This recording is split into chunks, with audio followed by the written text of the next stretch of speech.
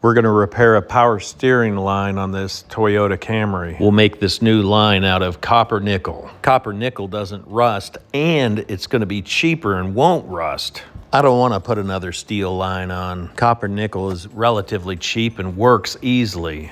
Bending the curves in is a lot easier. You can flare it a lot easier than steel. When you buy it in these coils, it's actually not that expensive. We've got a pretty aggressive bend here, so we'll put a spring over it.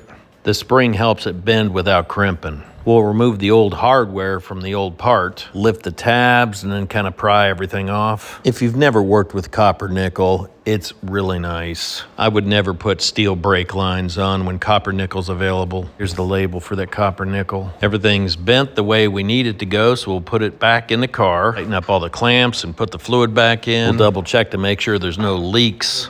Everything's working like it should. This repair is cheaper and better than just putting OEM parts back in. With the nickel copper, it was about $10 to where the OE part would have been about $70. Easier, cheaper, and it's not gonna rust.